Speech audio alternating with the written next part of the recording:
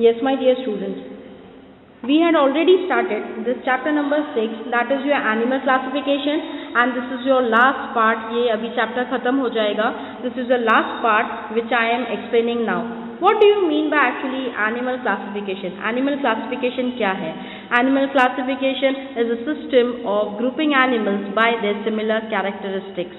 And what do you mean by actually classification का मतलब क्या होता है? It is the act, process और रिजल्ट और क्लासीफाइंग मैं कहूँगी, या तो मैं ये भी कहूँगी कि it is the systematic grouping of organism into categories on the basis of evolutionary or structural relationship between them. This is the meaning of, my dear students, animal classification. Moving ahead, now we had already studied animal classification, जिसमें हमने history of animal classification पढ़े हैं, new method that is system of animal classification के बारे में पढ़े हैं, बहुत सारे हमने phylum देखे हैं, इसमें सब phylum देखे हैं, class देखे हैं, and last we are coming to the end of this lesson, that is your kingdom Animalia. Kingdom animalia में हमने जो है लास्ट पार्ट में हमने देखे हैं वर्टिब्रेटा के अंदर जो है वर्टिब्रेट्स एनिमल्स में 6 पार्ट होते हैं, जिसमें से 3 मैंने आपको सिखा चुकी थी और लास्ट के 3 पार्ट रह चुके हैं जो अभी हम ये चैप्टर में जो है ये लास्ट पोर्शन जो है अभी हम कंप्लीट करने वाले हैं. मूविंग अहेड मैं एक बार शॉर्ट में एक बार रिवीजन देना चाहती हूँ आपको कि conventional system of animal classification. Conventional system of animal classification में हम देखेंगे this is your kingdom animalia, a huge kingdom. This kingdom Animalia is subdivided into 2 parts, that is kingdom non-chordates and subkingdom chordates. This subkingdom non-chordates is divided into phylum which consist of 10 main important phylum. पहला वाला जो हमने देखे थे that was Protozoa. Second हमने देखे थे that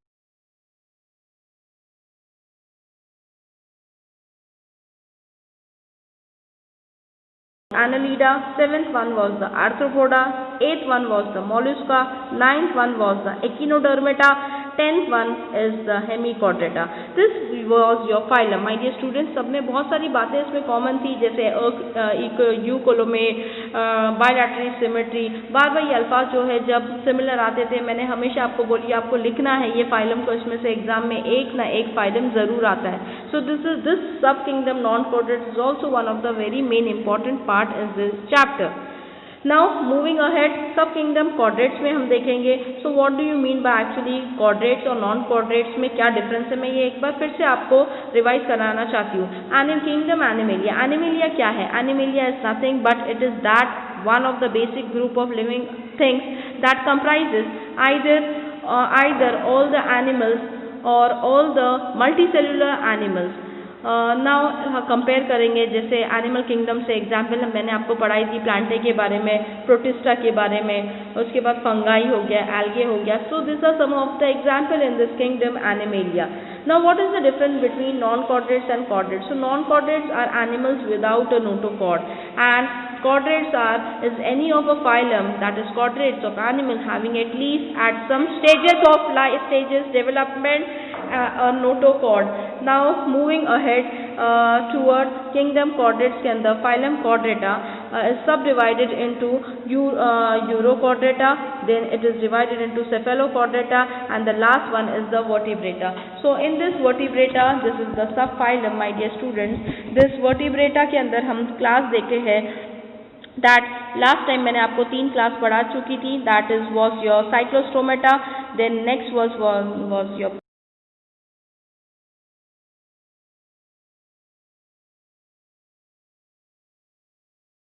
ये 3 class, that is your first one is the Reptilia, then Apes, and last one is your Mammalia. Moving ahead, so ये आपका क्या था? This was your conventional system of animal classification. In this animal classification, my dear student, ये जो है segregate किया है, it is divided है kingdom into body organization, body symmetry, body cavity, and last is your phylum. So this मैंने ये पढ़ा चुकी थी आपको. Kingdom Animalia इसमें लिखा है multicellular organism without cell wall. So multicellular means more than one cell and it is of without cell wall. Body organization में हमने cellular grade देखे थे और इसमें हम tissue organ या organ system grade देखे थे. And this cellular grade is subdivided into asymmetrical body which आपने देखे थे, इसमें radial symmetry भी था and bilateral symmetry भी था. This body Body was divided into columate, then again radial symmetry is also subdivided into columate. Bilateral symmetry में भी columate, ये अल्फाज बार बार repeat हो रहा था. Then pseudocolumate and eucolumate. So now this columate phylum में हमने 10 phylum देखे थे. That was your Porifera, Canidia, Platyhelminthes, Escherihelminthes, Annelida, Arthropoda, Mollusca, Echinodermata, Hemichordata, and last was your Chordata. My dear student, now we are going ahead toward the last, that is vertebrates के अंदर हम ये class चौथा वाला देखेंगे. That is your class Reptilia. अब ये Reptilia में beautiful जो है एग्जाम्पल दिया है आपको वॉल लिजार्ड का. हम देखेंगे ये रेप्टेलिया, ये क्लास हमें क्या बताना चाहती है. फर्स्ट वन पॉइंट देखेंगे, according to the course of animal evolution के हिसाब से जब एनिमल इवॉल्व हुआ था. फॉर एग्जांपल मैं आपको कहूँगी दुनिया में बहुत सारे डायनासोर्स आए थे. हम हमेशा कहते हैं या रिसर्च हमारा बोलता है कि पहले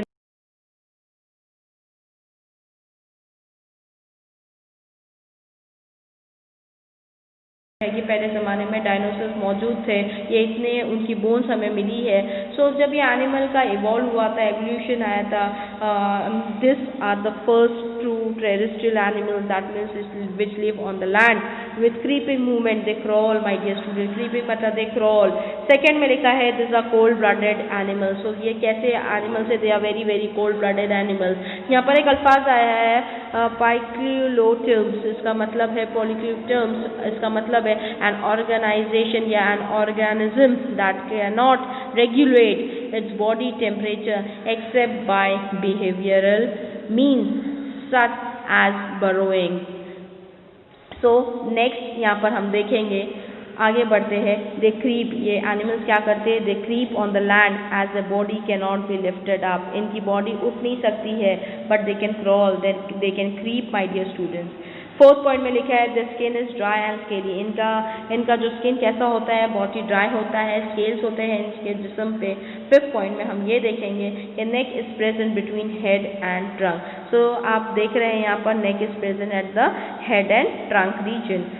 सिक्स पॉइंट में यहाँ लिखा है एक्सटर्नल ईयर इज एब्सेंट, इनको कोई कान नहीं होते हैं. Digits are provided with claws. So digits are provided, they are provided with claws. My dear students, example यहाँ पर दिया है, टोटॉइज है, lizard and snake. This is the beautiful diagram of the lizard, wall lizard. This is the tail, this is the eye, this is scaly skin, you can see, this is the legs. My dear students, so this is the class Reptilia. Moving ahead to the next class, अब हम जो है class जो है Aves के बारे में पढ़ेंगे. एव्स में एग्जाम्पल पिजन का दिया है, beautiful diagram you can see here. First point में हम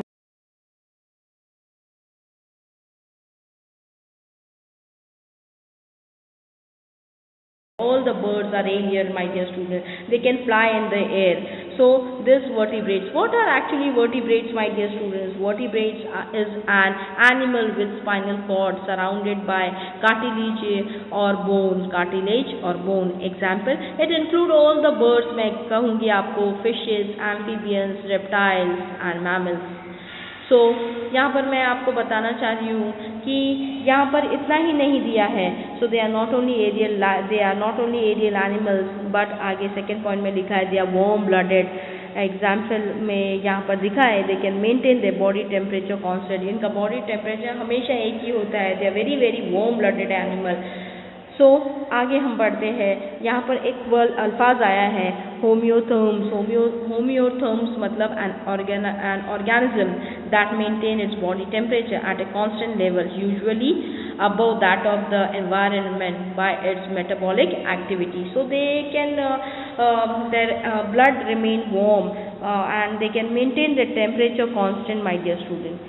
थर्ड पॉइंट में हम यही देख रहे हैं कि their body spindle shape to minimise air resistant during flight. इनका जिस्म जो है वो मिनिमाइज करते हैं, स्पेंडल शेप का होता है ताकि ये अपनी बॉडी को लिफ्ट करके फ्लाई कर सके, उड़ सके हवा में. फोर्थ पॉइंट में लिखा है the four limbs are modified into wings. तो इनके जो है पर मॉडिफाई करके विंग्स के रूप में आ गए हैं. Digits are covered with scales and bare claws. So you can see this, ये जो पैर हम जिसको पंजा कहते हैं they are called as claws. My dear students, you can see this is the beak, this is the head, this is the eye and this is the neck. These are the feathers, my dear students. So यहाँ पर लिखा है कि exoskeleton is present in the form of feather. Exo बाहर का structure is form is present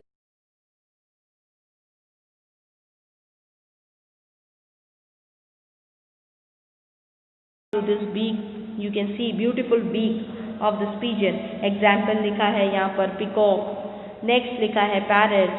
The third one is the pigeon, which you can see the beautiful diagram. Duck, fanwing, etc. So these are all coming under the class aves. Moving ahead toward the next class, that is F, that is your class Mammalia. Beautiful diagram you can see here bat का.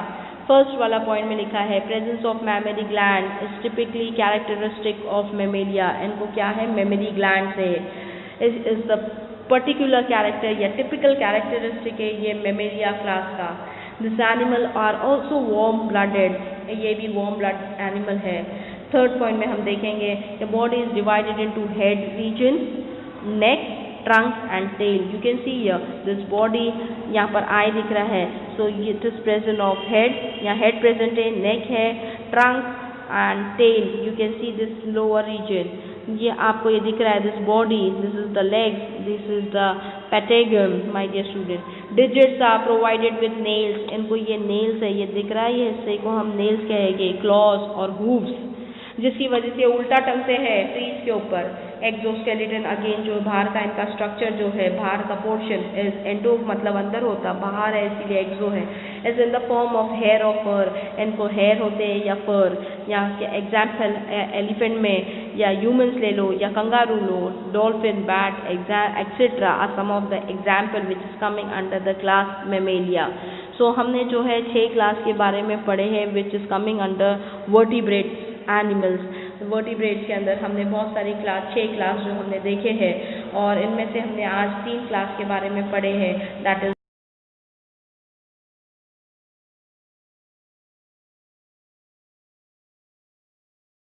We are coming toward the assignment my dear students. यहाँ पर हमारा chapter पूरा complete हो चुका है, explanation complete हो चुका है। मैं आज इसकी नोट्स भी PDF करके आपको सेंड करूँगी। आपको तमाम क्वेश्चन जितने भी ये लेसन में दी है तमाम क्वेश्चन आपको साइंस 2 नोटबुक में लिखना है और लिखने के साथ आपको याद करना है, क्योंकि अभी आप एग्ज़ाम के बहुत ही करीब में आ रहे हैं। First assignment, you have to write in brief about progressive change in animal classification. This is your first question, my dear student. Next, यहाँ पर क्वेश्चन दिया है what is the exact difference between grades of organization and symmetry. You have to explain when example with your example के साथ। Third question यहाँ पर दिया है कि you have to write in brief. A मैं आपको कहूँगी give scientific classification of shark up to the class. B. Write 4 distinguishing character of phylum Echinodermata. And last question is your distinguish between butterfly and bat with the help of 4 distinguishing properties. So तमाम question के answers मैं PDF करके आपको भेज रही हूँ। आपको ये तमाम क्वेश्चन लिखने हैं आपके नोटबुक में और उसके साथ आपको याद भी करना है। यहाँ पर मैं अपने लेसन को कंप्लीट करती हूँ। अस्सलाम वालेकुम व रहमतुल्लाहि व बरकातुहू।